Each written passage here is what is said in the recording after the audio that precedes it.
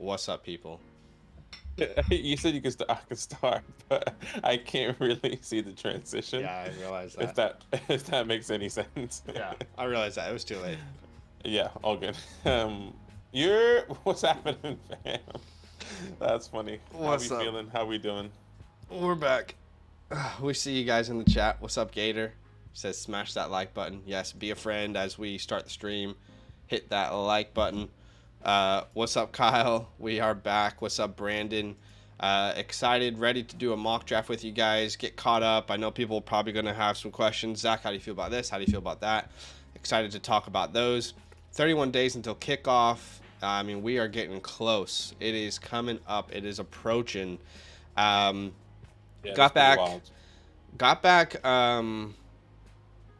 When did I get back? I got back. You technically last Friday. Yeah, I got back about a week ago and felt Mhm. fine. And then I was literally on a train to meet Badaki and some of our friends in the city. And I got like as white as a sheet. I felt my entire body flush. I don't know if you guys have been there. And I was like, I'm gonna throw up. And like we had like 5 minutes left on this train. And I was like, I literally felt like I'm gonna throw up on this train. Like it's going to happen.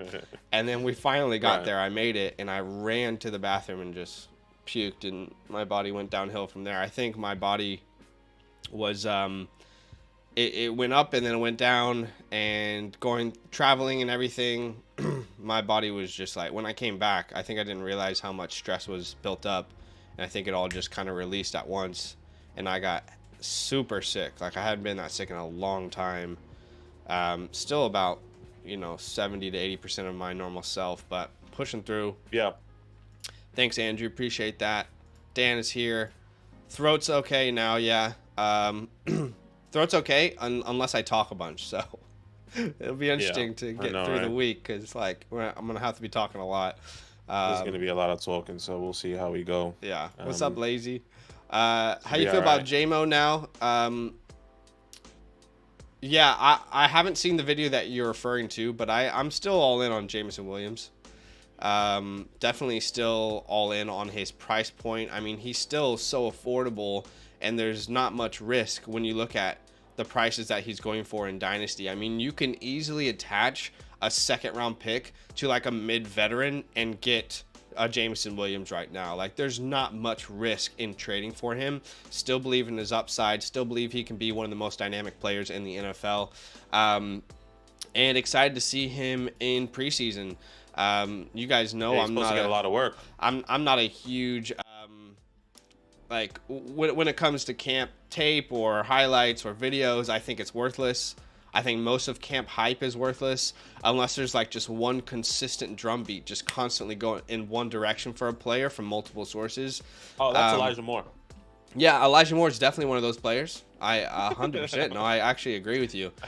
But yeah, I tweeted about this back on last week. I said I'm in on Jameson because I feel like people are so back and forth, dude. Like it's actually crazy, but actually, like, we talk about it all the time. We talked about it last year, how quickly like little camp videos or reports knock people off players or put them all the way in on a player. It's like Twitter is a seesaw for Jameson Williams right now. Like, they are a complete seesaw back and forth.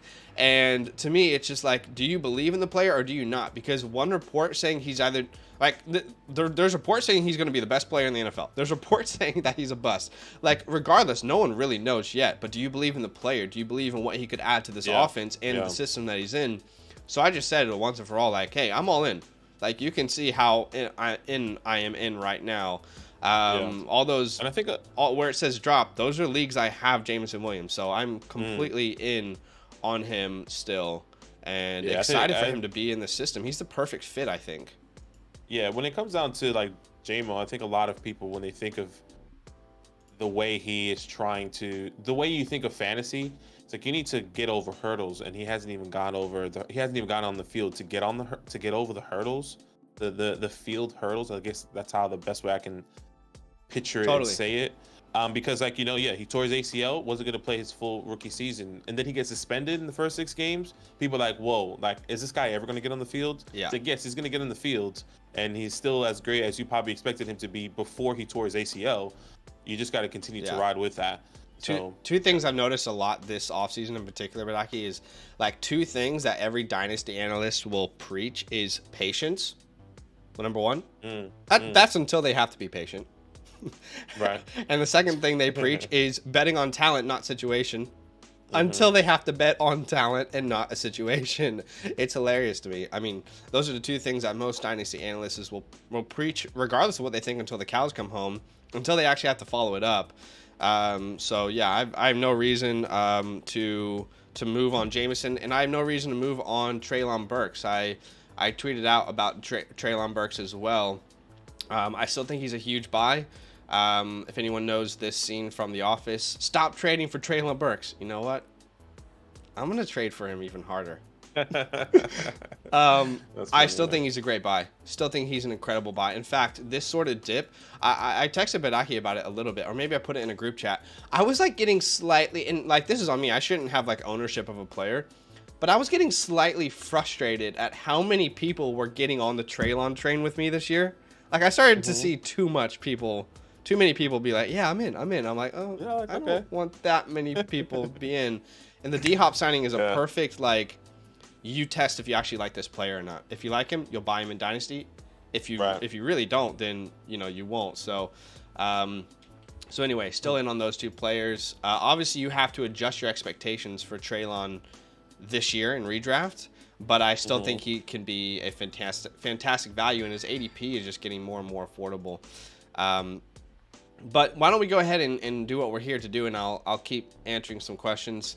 Yeah, we'll keep talking about it, catch up, because I honestly haven't got any of your thoughts in the past like 3 weeks, it feels like, about football, so I'm keen to talk about it. But yeah, if you guys want to join a mock draft, all you have to do is join our Discord, link in the description. A link is going to be here in the chat in a second. Join our Discord, go to Fantasyland tab with the orange footballs, and go to content releases. Content releases, and that's exactly how you can join each and every mock draft from here on out, even on our Dynasty channel. So once again, join our Discord, link in the description, link in the chat. Go to the Fantasyland tab with the orange footballs, then go to content releases, and that's exactly how you can join this mock draft. I'm going to send that link out here in 3, 2, that link is out. So let's get to going. Marlon Mack. I mean, Marlon Mack's the second coming of the Lord and Savior, so yeah. Amen. Lazy says he's at FedEx. I love that, dude. FedEx looks like it is pumping. I mean, it looks like the glory days over there at FedEx Field right now. Everyone's getting around it, and I love how much conversation there is around a name change. It's dominating headlines along with, which is awesome. Yeah, which is awesome. Along with everyone being at camp, and I mean, you look at pictures from last year to this year, the fan base is ready. I mean, Washington they're ready to explode. They're ready to have a huge couple of years. I think we need to be patient. I don't think we're gonna win the NFC East or anything, but I'm excited about the direction for sure that we're headed in. And I love that the owner didn't shut down a name change. He was just like, we have other things we'll focus on now, But the name change is in effect. Yeah. That's what it felt like. But he certainly didn't shut it down. Okay, we're gonna do a one quarterback PPR non-tight end premium draft, and we'll go ahead and start this thing off. You're on the clock here. What are you thinking at the 101? And JJ, keep it simple. Wide receiver 1, consensus 101. Yeah, doesn't need to be that hard. Going through it. Yeah, so Treylon Burks, you are still a buy, which is good. And I feel like my thought process there, like for me, was I kind of bought my thought process on Treylon Burks. So I was like, well, this is kind of where I was already expecting him to do. Right? I had him ranked in the same area that Dynasty. I kind of have him actually a little bit higher now than what Keep Trade Cut has in the community. Probably like about 2 or 3 spots. But yeah, I think he's a must. Like if you have Treylon Burks, you're holding, you're not selling, you're buying if you can. And I think this kind of, like I said, matches my expectations coming into this year for him. Yeah. So I think it's pretty good. I think it actually helps him. I I think feel so like too. Yeah. there's less pressure on Treylon Burks. It's like if Treylon Burks is not a top 20, top 15 wide receiver without DeAndre Hopkins, it's a fail. People Yeah. were saying, right? Like that was kind of the narrative around it. But now if he's at least top 30, you're saying, well, that's okay because DeAndre Hopkins was demanding all the targets, and this is a quote unquote run first offense with Derrick Henry. So I was Yeah. like, well, that makes sense to me. Yeah. I'm not personally someone who is of the belief that it will be like DeAndre Hopkins will be featured like he was in Arizona, where it's just like, oh, he's getting 10 targets a game. It's just happening. I truly do believe that Treylon Burks and DeAndre Hopkins will both have games where one of them shine. And I do think he's a fantastic fit alongside Treylon at this very moment. So yeah, I definitely think that D Hop will lead the team in targets, but it wouldn't surprise me if Treylon's right behind him. If there's games where he's shining and D Hop is kind of like the perfect distraction for the defense. So yeah, I'm very much all in. I'm also all in on. Ooh, this start is weird. Yeah, This is interesting it is here. tough to start on the edge. It's interesting here. Okay, I'm gonna go Amon-Ra. Okay. I do want to start with running backs this year because I feel like wide receivers are getting so pushed up boards. But at the same time, man, what running back would I go with here? Would be Saquon Barkley for me. I'll go Saquon. Let's see how we go here. Amon-Ra and Saquon. That's not bad. We haven't seen, at least in the mocks in the past couple of weeks since you've been out, I haven't seen Bijan go at the 103. So this is probably the highest I've seen him go. Neither. I was gonna talk about that. That was surprising. I know a lot of people have him as the RB1. He's my RB3. We're all extremely excited about Bijan Robinson. We all think he can finish as the RB1 as a rookie. We all believe he has the skill set to be one of the most dominant players in fantasy. However, you have Christian McCaffrey in the perfect role on an incredible offense. To me, he's a no-brainer as an RB1. You're kind of projecting a huge leap from that Falcons offense to put Bijan over him. That's just my personal opinion. And then Eckler, I feel like Eckler between Bijan feels like a much more reasonable, like, where are you going to lean? Right now I'm leaning Eckler, and then I'll take Bijan. But to be honest, I'm still going Chase, Tyreek. I'm still going those guys, I think, over Bijan Robinson at this very point myself. Yeah, I'm definitely still going the wide receivers. Like, if Cooper Kupp's still healthy, Tyreek Hill, Cooper Kupp, Chase, I'm still going. But I don't have Bijan as high as consensus. I mean, I released a video about 2.5, nearly 3 weeks ago, and he was like my RB9. Now he's my RB6. I don't have him as like my third RB. I just feel a lot more comfortable with what I know. I'm not saying Bijan is not going to get the workload. Like I can definitely easily see him being as the RB1, finishing the RB1 this year. But I think Eckler on that offense that we feel pretty confident in. Saquon Barkley in that offense we feel pretty confident in. I also have, obviously, Derrick Henry, which we already disagreed on. Feeling confident in his workload. I'm definitely much more in on Henry with the D-Hop signing, but yeah. Yeah, so like I feel a lot more comfortable with all those guys, kind of already knowing what I'm going to get and expectations, right? Like we're drafting based off the draft capital, the ceiling, and just honestly the pure talent of Bijan Robinson. But I think if I really want to win this year, if I really want to go all in, I feel more comfortable with those top 5 running backs first, then taking the chance on Bijan there. Yeah. In my opinion, at least that's how I feel right now. I kind of feel the same way, and I also think you can have Bijan not in your top 2 of running backs, and also believe that he's going to be an absolute workhorse from day one. Like, yeah. You can have CMC and Eckler ahead of him, and also believe Bijan's going to get 15 to 20 touches in week 1. Those two things are very possible. And he definitely has the upside of RB1. But if you're drafting him as RB1, you are drafting him at his ceiling. Like, you're giving no room for error whatsoever. And I guess that could be the case with literally any player in the first round. But yeah. Definitely had a lot of chicken noodle soup, Gator. I'm with you. I mean, we've been making this tea that has, geez, I called it garlic, but it's not garlic. Ginger? It's cut up ginger. Yep. Yeah, Cut up there you go. ginger, lemon. I can't tell you how many of those teas I've had. Someone in my home league dropped Elijah Moore. Pick him up. What's up, Please. Jay Stump? Discord gang, Pickens, Stump. I have seen this all over Twitter, man. Like, anytime George Pickens makes a highlight play, no one on Twitter wants to give him flowers at all. Yeah, so, like, yeah. they can't even stomach saying that was really impressive. They can't even stomach putting those words into the atmosphere. The only thing that they can actually say is no separation. Absolutely no separation on the play.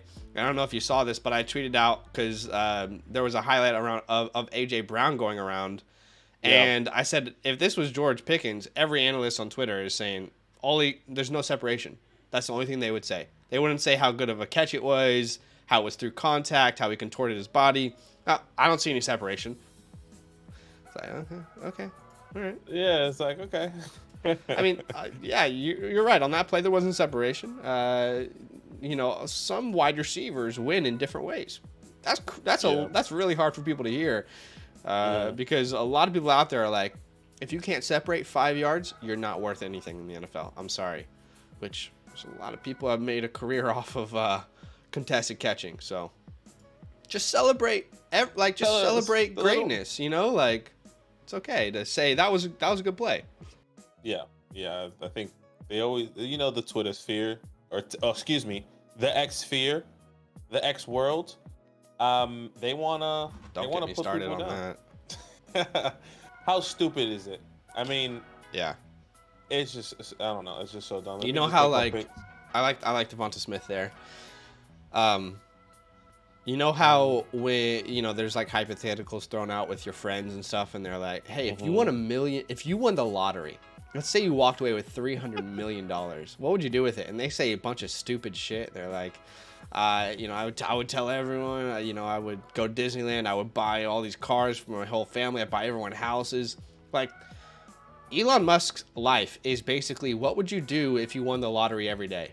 And every day he does something a little bit more stupid with Twitter. Like, you had this awesome homegrown, quirky platform in Twitter, and why are you turning it into X? Because of you had a failure previously with that? It's not even that. I think he just wants it to be his. He was like, I bought this and I wanted to change it to what I would have if I would have started this app, what that would have looked like. That's what I get feel it. like. It just doesn't make sense. It's like HBO Max changing their name to Max. Why? Everyone knows HBO. And no one's gonna change. No one's gonna change the language. Yeah. No one's gonna fucking change. Like I'm not gonna change the little Twitter thing that we have on our videos because no one's gonna fucking look up. Sorry, I'm cursing a lot right now because it's actually family friendly stream. I'm so sorry. It's just because it's so stupid. And no one's gonna say, oh yeah, I'm just gonna write a message on X. Like people are still gonna say, I'm gonna go tweet. I'm gonna go. Let me go on Twitter. Like no one's going to change the language there. I don't know how. I think in the next 10, 15 years, maybe when the new generation comes up, like when the kids now in middle school are getting into Twitter and they're going to say, well, it's actually X. I never heard of Twitter before. Well, that makes sense. Right. But I just don't understand it. I really don't. You had one of the most well-known brands on earth. You really did. Sometimes you don't need to change. T. Higgins, Devonta Smith. I took Josh Jacobs there. I was tossing and turning. I mean, look, if Josh Jacobs does sit out this year, I would have taken Ramondre Stevenson at the 3-1. I think that's an easy move for me, but I'm just taking Josh Jacobs there as if he's going to play. But just keep that in mind, guys. If he's not playing, if you have a startup next week or this week, or a redraft league this week, I don't know if I'm drafting Josh Jacobs at the 3-1, but as we get closer to the season, and let's say you have a draft right 2-3 days before the season starts and Josh Jacobs already reported to camp, then I would happily take Josh Jacobs there at the 3-1. Calvin really at the 3-2 there. That's a turn. What's that? 1, 2, 3, 4, 5, 6, 7, 8, 9, 10, 11, 12, 13, 14, 15. Wide receiver 15. I guess that kind of makes sense. Still don't want to take him there personally. I have him as my wide receiver 19 right now in my rankings. I feel a lot more comfortable taking him, I would say, at the end of the third than the start of the third, but I get it. Like, you kind of have to take your guy there if you don't want to, if you want to get him, right? Like, I'm easily taking Calvin Ridley over DK Metcalf, over some of these other wide receivers that are technically still available right now, but Yeah. still a bit early for me, in my opinion. Yeah, Ridley feels a lot better on the back end of the board than the beginning of the board. But you're right. You're not getting him at the 411. Like, that's just not happening. He's not falling. So if you really do love Ridley, there's a couple players I might go ahead of him, but I'm still all in on Ridley. I mean, you guys know that. You probably want me to stop talking about him. But yeah, you're right. It's a little too early. It feels a little too early. It feels so much better if you're at like the 311, and then Ridley, you get Ridley and then another player right after. 41 people watching, guys. Thanks so much for hanging out with us. Do us a favor, go ahead and hit that like button just to show some love, show some support. First stream back, happy to be here, excited for getting into the season. We're so close, and if you want to play in a redraft league with myself, with Badaki, we have a couple spots left. We will be closing the doors here very soon on redraft leagues. We'll be setting dates. We'll be, setting draft order. So if you want a chance to get in a redraft league with us, it's actually very, very simple. I have a little document here that we made. If you want to play in a redraft league with us, use the code LAND when signing up to Flock Fantasy, which Badaki maybe can put a link in the chat there for you guys to do that. Use the code LAND, sign up to the Mother Flocker tier yearly. After that, it's really simple. DM us on Discord, show us a screenshot of the Flock Fantasy site that you signed up, then we'll get you into a league. Each league has a $25 buy-in. First gets 175, second gets 100, third gets 25. And then after we are all filled up, we will vote if you want it to be one quarterback or super flex. Majority will rule there. We'll set a draft date. We'll make the draft order, and all that will be happening live. Draft orders happening live. Drafting actual teams happening live. So if you want to be part of that experience, if you want to get in a league with us, then go ahead and sign up over on flockfantasy.com. I said this in the chat the other day, Badaki, but it's like to me in the third round, if Keenan Allen is available, he's almost an auto pick for me. It's hard for me not to draft Keenan. I'm gonna have a lot of Keenan on my teams this year. He is my wide receiver 16, and he's available here. So I'm pretty happy that I ended up going with Saquon first. Getting Keenan here feels fantastic. I will take him, and then I think I'm gonna go Jahmyr Gibbs. I'll have 2 Lions on my team, so that's a little bit scary, but I feel like if I don't get a running back here at the 4-1, I have to wait 24 picks. I'm not sure I'm going to love who's available at the next turn. So, yeah, at the turn that you got to get your guy. I love Keenan Allen. I bought him earlier this week as a league winner in one of my videos. I think he's a great value there at the wide receiver position. He's my wide receiver 15. Sorry, hold on. I think you said 16. I think I had him one spot ahead. Yeah, wide receiver 15. It's a toss-up between Amari Cooper and Keenan Allen. I guess whoever can stay healthy, whoever can get the more targets, but we've seen a lot more, I guess, crazy targets when it comes down to Keenan Allen versus, I would say, Amari Cooper. Or maybe really close. So you and I must have Calvin Ridley, further apart. Because I'm actually realizing now, Calvin Ridley would have been my next wide receiver at the 3-2 I would have drafted. I do have Ridley ahead of Metcalf. I have Ridley ahead of Cooper and Keenan. I have. He's my he's my 15 wide receiver 15. Yeah, he's my wide receiver 19. Or sorry, wide receiver 18. Excuse me. Okay, yeah. So the only person I would draft, the only person I would draft ahead of him at this very moment that I feel comfortable with is DeAndre Hopkins. You're taking Hopkins over Ridley? I would be, yes. I would be taking Hopkins. Oh, that's interesting. Right now. So where do you have Hopkins ranked? We probably are very far apart on. I have Hopkins 17. So I would take Hopkins right here at this turn here, which feels comfortable to me. Okay. All right. For example, I think DK Metcalf went too high. I don't have him in my top 20s right now. Okay. Personally. Um, so I that's might kind of I where might be I'm out of at right now. touch. It's very possible, but D Hop is my wide receiver 27. Okay. Um, Yeah, I guess it just depends on how you feel about, like, it's definitely a toss up because you think of D Hop, Calvin Ridley, and then I have Jerry Judy. Um, I think of Debo Samuel, who just went. I mean, I'm going to say a couple names, right? Christian Watson, Drake London. Like where there you go, Drake London. Like I just feel like those are all my fourth round wide receivers that go right here. So this is all the smash, which in reality, that's kind of where they're going to go. Um, so yeah, I'm not necessarily sure how you feel about all those guys.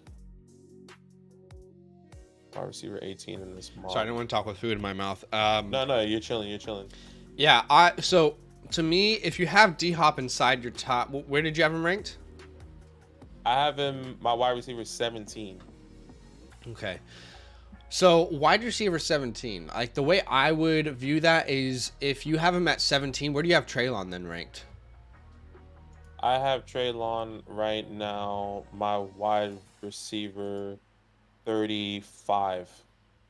Okay. So it's a significant difference. Yeah, I have them much closer because, like I mentioned before, I think D Hop will be the one, but I think that Treylon will be much more involved than people believe. That's just my personal opinion. I do think that like he is breaking out this year. He will establish himself as a really good receiver in the NFL. I'm not saying he's going to establish himself as a top 12, but Treylon is, in my opinion, so talented and everything is coming together for him that he's not just going to be irrelevant. And I'm not saying your ranking suggests that he's irrelevant, but the way I rank them is D-Hop wide receiver 27, Treylon wide receiver 32. And the reason I have them closer is, like I mentioned, I don't think D-Hop is just... It's not an Arizona situation for me where he's coming in, he's getting 10 targets every single game. It feels like there's not another receiver on the field. I really do believe that there will be games where Treylon is the best player for fantasy. There will be games where D-Hop is the best player for fantasy. Now, may there be more for D-Hop than Treylon? Yes. But I think they complement each other really well. Something that's not being talked about enough is that Treylon spent a ton of time in the slot. Go look at his slot usage at Arkansas. He was... mostly used as a slot receiver, as weird as that sounds, with how big he is, with how dominant he is. Having DeAndre Hopkins, you can line both of these guys, one in the slot, one outside, and it's going to be really tough for people to game plan for both of them. But Treylon was not used much in the slot in his rookie season. I could see them, slipping in, let's say 40% of his snaps into the slot. I think that unlocks him after the catch, which is what I love so much about Treylon Burks. It's just my personal opinion. I do believe that Treylon will be closer to DeAndre Hopkins than a lot of people are realizing, or a lot of people are alluding to. I could be wrong. I could be missing the mark here. But to me, I'm still taking the likes of Jerry Judy over D-Hop. I'm taking Debo. I'm taking Amari. I'm taking Terry McLaurin, Watson, DJ Moore. So the point where I start asking questions is Ayuk, Godwin, Hopkins. And then I'm even asking myself, like, okay, do I want JSN? No, I definitely go Hopkins, but it's getting close. Right. So, like, maybe I'm missing the mark. I just think they'll be closer. Yeah, look, and I think that can definitely be the case. I think I'm leaning on the talent of D-Hop, and in my opinion, I truly believe it's going to be the pure demand of targets. What we've seen it, and not saying that Treylon Burks is significantly more talented than the second wide receivers that were on the team with AJ Brown was there, and a completely different offensive coordinator as well. But I think when DeAndre Hopkins comes in, I think he is going to have those consistent games where consistent consistent targets. I would even say consistent touchdowns. Maybe he gets, 5 catches out of 7 targets, maybe 80 yards and a touchdown. I feel like that's going to be the type of gameplay and type of stat line we're going to be seeing potentially weekly from him. And that's nowhere near like what we've seen in the past for DeAndre Hopkins, where he was, in the past he got peppered with targets, 14, 13, 12, 11, 11, back with Kyler Murray. I think we're going to see a little bit more, less targets, but more of a touchdown efficient, maybe a guy that's going to be more of a red zone opportunity for DeAndre Hopkins, because they really didn't have that this past year. Obviously, you have Derrick Henry, so obviously if you're in a goal line situation, it's a little bit different. But yeah, look, I think it just all depends on how you perceive them. I just feel a lot more confident personally with DeAndre Hopkins over the likes of Terry, the people that you named. Terry, I feel comfortable over Deebo Samuel this year, especially with the quarterback situations. Maybe I feel a lot more comfortable once we know who the starting quarterback is with Deebo at the moment, which kind of looks like Brock Purdy. But I would agree, Jerry Jeudy is a question. It's really hard for me to say, okay, DeAndre Hopkins or Jerry Jeudy, which they're actually really close in my rankings. Christian Watson I really like this year. So it just all depends. All depends on how you see him. Burks, for me, I think it's harder for me to envision him move. I can't envision moving him higher. I can envision myself moving DeAndre Hopkins lower. So I would agree in that sentiment, because I think of people that I have to put above Treylon Burks that I feel a lot more comfortable with. I mean, I'm not sure. I'm not necessarily sure where you said you had him, but why did you say 32? 32. So I'm assuming you have, like, correct me if I'm wrong. I'm just gonna name names, right? I'm thinking of Brandon Cooks, Jahan Dotson. I'm thinking of Mike Williams. I'm thinking of Hollywood Brown. I have him over there. Like, for example, I see in my rankings right now, I have Treylon Burks after Mike Evans. I move him up higher, so he's my wide receiver 35, right? So that makes sense for me. Yeah, I would have Treylon. I feel more comfortable there. To me, it's like Christian Kirk or Treylon Burks. That's where I'm at. So I'm happy to take Christian Kirk. Higher than yeah, it's very Treylon very Burks close for me. between the two. What I about would take Deontay Johnson? Huh? Deontay Johnson. I have him higher. Yeah, I have Deontay higher. Yeah. Okay, good. Like I'm taking Tyler Lockett and Kirk, I think, over Burks, but I do like Burks over Mike Williams. As much as I love Jahan Dotson over Jahan Dotson, over Mike Evans. If Hollywood Brown had Kyler, it would be a no-brainer to take Hollywood Brown over him. Yeah, I would agree there. But that's not the case at the moment. And the last thing I'll say, just to close the book here on the conversation, because, like, I could be missing the mark with D-Hop. Maybe he will be a top 15 receiver. But as I make my pick, Madison here is pretty. I like that.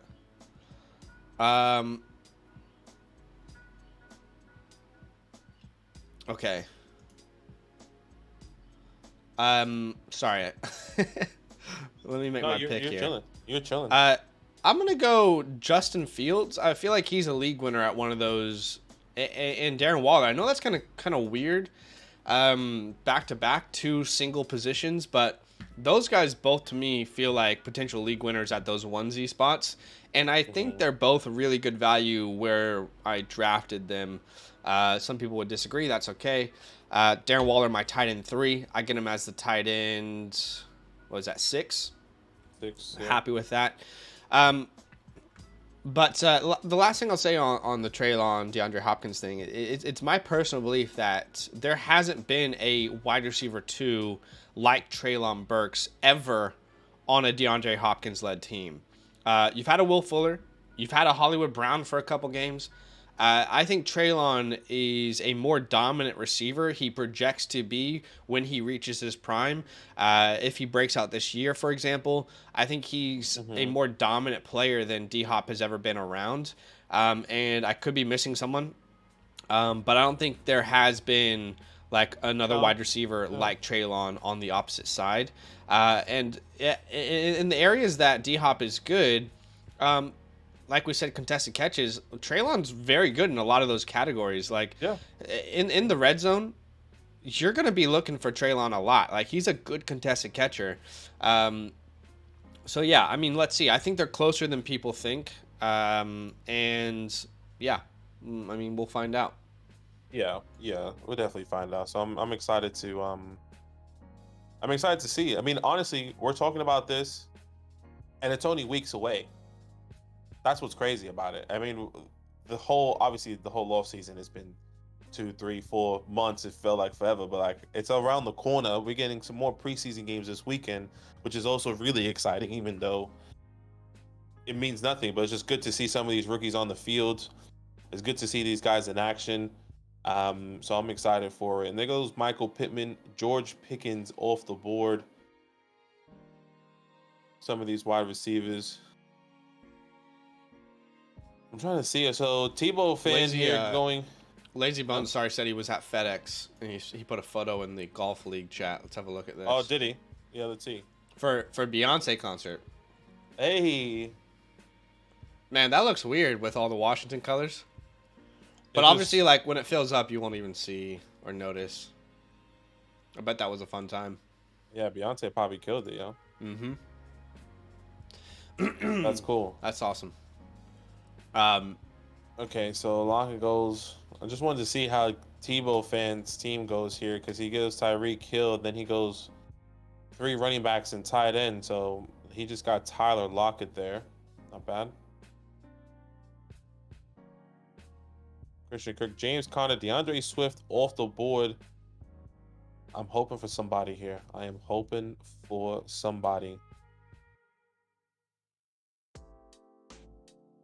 I think there's going to be 2 people I'm going to be drafting. Right? I already know the 2 people, but I got to wait and see if they do that.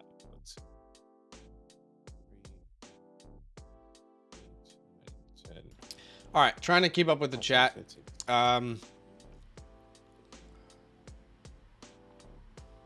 Let's get to 40 likes. Gator says, how many people we got watching 36? We got to 40 likes. You guys are awesome. Thank you for the likes, guys. Appreciate that very much.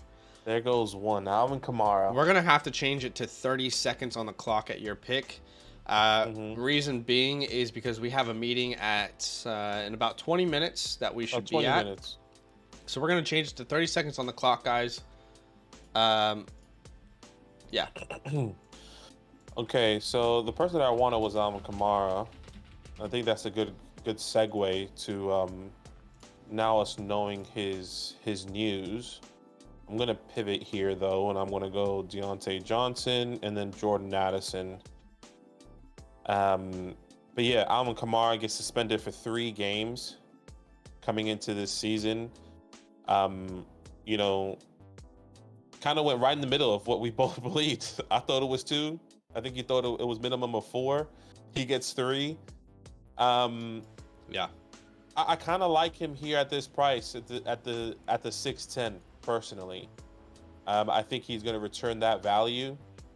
I think there could be conversations for some names that could potentially go ahead of him. I would say there is at least 1 or 2 players that can technically still go ahead of Alvin Kamara that I believe could easily finish ahead of him. But I think, in my opinion, this price with a 3-game suspension feels comfortable. And this is him being drafted as the RB3 on Lazy Bones' team. That's kind of what I've always been preaching. If Alvin Kamara does get a 2-game, I guess less than 4-game suspension, I think you drafting him as your RB3, RB4, however price you were getting him at, I think he can easily return that value if he is getting drafted after, RB25 RB25. Anything earlier than that, I think it's a bit too much, but I think that's kind of the right price for me. Yeah, I need to know where where Dalvin Cook is going to land, because that's where I'm at right now. Dalvin Cook or Alvin Kamara. Kamara is my 28. Cook is my 29. Okay. I'm not 100% sure where to slot him. My concern with Alvin Kamara is the ceiling. Last year, it's the same coaching staff that he was frustrated at almost every single game. Who out there had Alvin Kamara last year? Let me know in the chat. And who out there was watching Saints games with Alvin Kamara on your fantasy team? They didn't utilize him the right way the entire year. Maybe a couple games they did, but it was so frustrating. They were using him just like a, run it up the middle type back. And I understand that they brought in Jamal Williams. That will probably be his role. But that's kind of my point. there's not this empty backfield anymore where it's just Alvin Kamara and he's going to absolutely thrive on his own. Dang, Traylon went to 7-8. I was hoping that he might fall to me there. Yeah. I have Montgomery here. I'm like, damn, do I pair Montgomery with Jahmyr Gibbs and Amon-Ra? Right. No, we'll go wide receiver here. We'll go Zay Flowers. Give it to Zaza. And honestly, I think running back's probably the best value on the board after Zay. We'll go, man, Dalvin's tough. We'll go Javonte there at the 8-1. That feels like pretty good value if he's actually going to be back. Yeah. What were we talking about?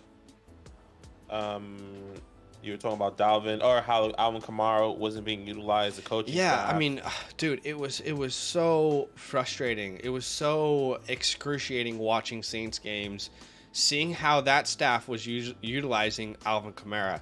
Now, something magical could have happened. They could have, they could have all realized, hey, we were absolute idiots last year.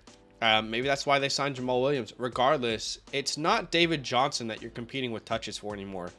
It's Jamal Williams, and it's what I believe is a very talented running back who could lead the backfield himself in Kendre Miller.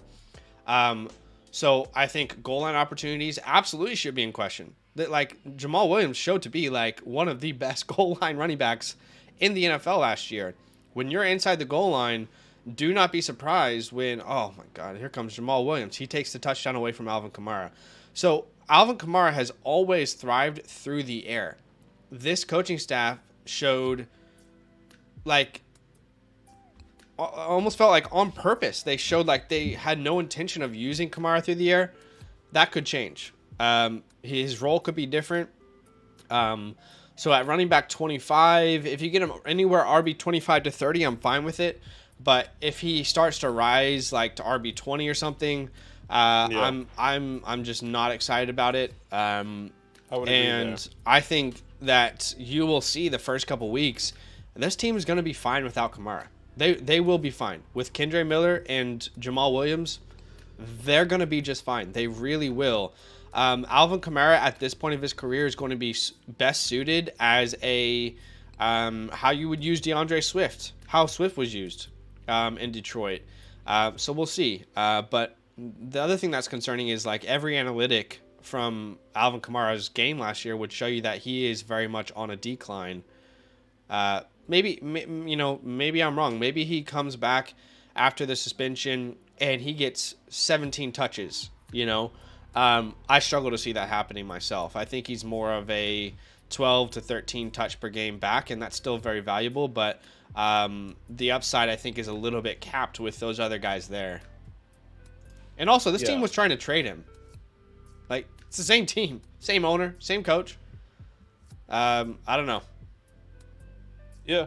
I think I would agree. Like, you have to go in with a little bit of caution. But I think what's exciting about Alvin Kamara is that he has, in my opinion, that top 5 running back history ceiling. Shit, I want to Pat Freiermuth. Top 5, top 10 history ceiling. Especially finishing as a top 5 guy in targets in the running back position. If the price gets higher, I would agree. I'm not liking it right now. This is RB. He is actually RB 25, so that is probably where I will be drafting. Anywhere higher than that.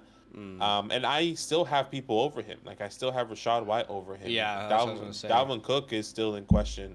I need to make a pick, and I'm going to lose time here. And I'm going to be taking. Let's take Antonio Gibson. And actually, I should probably get a quarterback here. I think this is where I'd be okay taking a quarterback. Just going to continue putting that tight end position. Take Deshaun Watson here. So how do we... Ken Walker at the 4-3, how do we feel about that? That feels drastically too early for me. I think it just depends on if he plays. Okay. I mean, if he comes back early, or if he is ready for week 1 with that groin injury, I think that's kind of where we're going to see him going. People are still going to be drafting him there personally. Yeah. Is that what you're asking based off of the injury? So he went as RB 15 off the board. He's my RB 23 right now in my rankings. Okay. I prefer Madison over him. I prefer Connor over him. I prefer Mixon over him. Aaron Jones, Miles Sanders, Mm-hmm. Jameer Like I Gibbs, prefer, Najee Harris. I prefer Uh, Mix. Yeah, I prefer it, Mixon. I prefer Dobbins over him. it's tough because Sanders. you had both Charbonnet and Ken Walker have serious injuries. This isn't the first time Ken Walker's dealt with a groin injury. No, it's And not. if you guys remember the year that Curtis Samuel signed with the Washington football team, he had a groin injury in the offseason, and he was not the same player the entire season. And he didn't play much because that is an injury that the only thing that heals a groin injury is time. Like, you don't take a couple pills or a shot. Like, it's time. That is the only thing that heals it, and it's very easily re-aggravated. The fact that he already dealt with it last year, it's concerning to me. I don't think he should be drafted that high. Zach Charbonnet is the running back that's practicing between the two. Yeah, I was gonna say he came back. He was practicing, so They said he was out indefinitely, and now he's back. now he's back. Yeah. But then with Ken Walker, like I wouldn't be surprised if you don't see him the entire year and the entire preseason, and then you have to guess. Yeah, that definitely could be a possibility there. I know for Joe Mixon maybe flip. will be the unquestioned RB1 on his team. I know that Aaron Jones is going to be worth his ADP. Unquestionably, I know that. I know Miles Sanders is worth his ADP. So I'm not saying it's a bad pick. I'm saying I'm proceeding with much more caution. I was already really concerned. Maybe I'm being too cautious. Who knows? But it's definitely concerning to me. No, I hear you. I hear you.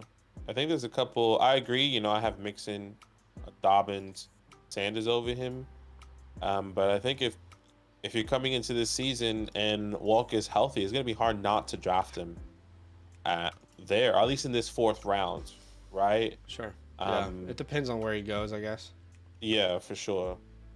This is weird because I've got OBJ and Rashad Bateman on my team. I just took Zay Flowers. I'm gonna take OBJ. I know that's weird. I don't really love this team I've drafted today. Drafting on the edges is really tough. I hate the 12 spot. And I might take a little Sky Moore there too. Nice. This is what happens when you go 2 onesie positions early. You really suffer at your wide receiver spot or your running back spot. Especially at the edge. My team I love. I just do not love my wide receiver room. Yeah, especially at the edge, it's a bit tough there. So let's see how we pan out. I think that's about it. I mean, not about it, but I'm trying to think of any other conversations that we probably haven't had in the last couple of weeks. Let me just see. No, you're good, Nick. It was a good conversation point. So that was good to have. Guys, 46 likes is awesome. Thank you so much for the love. Yeah, can we reach 50? That would be awesome. If you can help us reach 50 likes, that would be very, very good. Appreciate the love, appreciate the support. Hit that like button if you have yet to do so. Just 4 likes away from 50. James says, Charbonnet was my RB2 over Gibbs coming into the draft. Loved his tape. Yeah, I'm a big fan of Charbonnet. We talked about it when he was drafted to the Seahawks. Oh, yes, it sucks. Ken Walker's there. This is awful for both of them. However, we did say if an injury happens to Ken Walker, which we didn't project, or, we're not taking a victory lap by any means, but if an injury did happen, a significant one, then Charbonnet would be a huge value in drafts. A huge value. I mean, we know he has the skill sets to be a 3-down running back. That's why it was so frustrating for him to land in Seattle. But if a serious injury were to occur to Ken Walker and you got Charbonnet at the 9-6, for example, that's a league-winning type scenario. Now, odds are Ken Walker's going to be healthy at some point and fine. But yeah. Hypothetically, last week of preseason, Kenneth Walker's still in question. We hoped that he'd be ready for week 1, but he might miss a week or 2 of the season. Zach Charbonnet goes in the early 7th round. I would even say, I would even argue that he can go above right where Kamara and DeAndre Swift is going. Hypothetically, Yeah. right? Like, I think a lot of people will Well, panic, and then it, You see Charbonnet jump at least 2 to 3 rounds. to be honest, if we knew Ken Walker was out for the year, which I'm not suggesting this injury would say that, but let's say he tore his ACL or something. Mm-hmm. Charbonnet in redraft, I'm taking over Damian Pierce. I'm taking over J.K. Dobbins. I think I'm taking over Aaron Jones. It's close. Maybe Mixon is where I would draw the line. That's how capable I think he is. Yeah, I think like when it comes down, like if that was a scenario, you have to honestly revert as if he is a top. Because I mean, with Zach Charbonnet on this team without Kenneth Walker, yeah, is a top 20 running back, which is crazy to say because we've all been talking about it. We've been talking about him being that coming into the season or coming into the NFL. But now that he's with a team that has an actual RB1, he's not even top 20, which is wild. What's up, Tyranol? Yes, definitely Sutton becomes much more draftable. JSC, I love it. He says Darren Waller kind of growing on me. If he can stay healthy, he's easily a top 10 tight end. Hook it up. He's my tight end 3. I actually brought him on this channel. Man, that might have been 2 months ago now. I brought him on this channel as a league winner, a player that I felt. Is this it right here? Yes. And got some interesting feedback. A lot of people weren't ready for that conversation, for me having him as my tight end 3. But I think a lot of people I've seen are starting to grow into being comfortable with that. Yeah, so a couple months ago, I was like, hey, this is my guy already. And I think he's definitely going to be a league winner. The 6'1", even though I drafted him there, is a little bit too rich. But I'm on the edge. I'm not going to get him at the 7-12. I think the sweet spot for me is like the beginning of the 7th. If you can get Waller at like the 7-1 to like the 7-6, I think that's a huge win for you in your drafts. So, yeah, I'm definitely all in with you. Top 10, I have him top 3. I think we could see a 2020 version of Darren Waller here in 2023. I got you right. Love that. Congrats on your first football game. Yeah, Ravens, awesome, Bengals. man. That's a good one, too. That is going to be a good one. Thursday nights, you're on prime time, brother. You know what we should do? Make a sign and say, that guy to your right. And then we'll know who it is because we'll probably be live for that game. Imagine. He has a sign. It's like, I'm that guy to your right. Yeah, we will be. Go ahead and go through the rest of these comments. I'm getting a little nauseous and my throat's hurting, so I'm going to let you lead these comments. Nah, no stress, no stress. I mean, you're kind of taking it. Coming back from it. WG says, late to the party. Welcome back, Zach. And shout out to Badaki for holding it down. We appreciate you. Zach is back, but he needs to, like you said, getting nauseous, needs to kind of get back to it. So this is the first live stream back. Sleeper crash, all good, brother. Just refresh it. What else? Welcome back, Zach. Sam said, thoughts on my bad builds? Sam, that's not bad builds. I mean, getting Patrick Mahomes at the 2-2, I think it's a little bit. You know how we feel about getting early quarterbacks. We'd rather get that value a little bit later on. Obviously, if you're going to get a quarterback, yeah, you probably want to get Patrick Mahomes, but it's up there. The wide receivers start off strong with your top 3, in my opinion: AJ Brown, Amari Cooper, Elijah Moore, but it kind of just falls off there. But either way, keep doing. That's why we mock. Yeah, I was gonna say anytime you take Pat Mahomes or any quarterback at the 202, it's gonna compromise your ability to build a team. Yeah. So, and you also, not only that, you got a quarterback and then a tight end in the top 4 rounds. So that also, hinders you in your build. You could have had a Debo there, could have had a London, Joe Mixon, Kenneth Walker. So that's a little bit different. Yeah, we've talked about how much I don't like Hawkinson there. And the video I brought was him being a 5th round pick, and I got like a lot of people upset with me saying that. So him at the 4-2 is far too early for me. Yeah. So it's all good. Elijah Moore going at the 7-11 though. I like that value. I mean, I honestly could have considered taking him. And honestly, my next player in my rankings, or technically, I have Elijah Moore over Jordan Addison, but I always like to see where Elijah Moore is going to fall. Personally, in my real draft, I'm taking Elijah Moore right there. But I like that pick. JSC, who are you guys top 3 targets on draft day ranked? I guess that would be kind of like my guys, so I don't want to ruin it. Yeah. There'll be a video with our my guys here soon. Yeah. I guess plus also depends on where you're at as well. I think we'll release that video a little bit earlier than we did last time.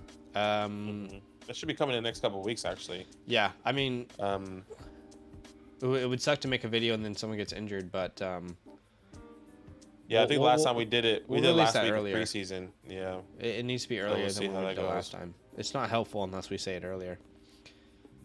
This will be our last draft tonight. We'll be live tomorrow though, 7 p.m. Eastern Standard Time. Reason it's the last draft is we have a meeting in 1 minute that we're supposed to be at.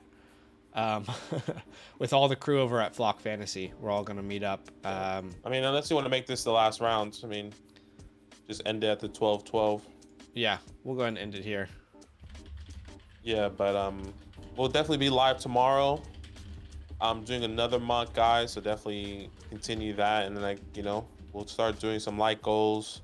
We have our redraft league, a couple little plugs. If you want to join a redraft league, all you have to do is sign up with Flock Fantasy. Go to flockfantasy.com, use our promo code Lance, select the mother Flocketeer, send us a screenshot. We will get you in one of our redraft league versus Zach and myself. TD. Appreciate you, TD, or TT Warrior. And we'll get you in on that as soon as possible as well. 1 like away from 50. If you haven't dropped a like, do us a favor. Hit that like button. Help us get to 50. That would be awesome. But that is the draft there. Like Badaki said, if you want to join a league, we have a couple spots left. The door is closing. Like, if you're waiting for an opportunity to be in a league with us, now is the time to take action because the door is closing. There's not many spots left, and we're about to kind of wrap it up here very, very soon. But if you want to join a league, use the code LAND when signing up to the Mother Flocker tier over on Flock Fantasy. DM us on Discord once you've signed up, and we will get you in a league. That's how simple it is.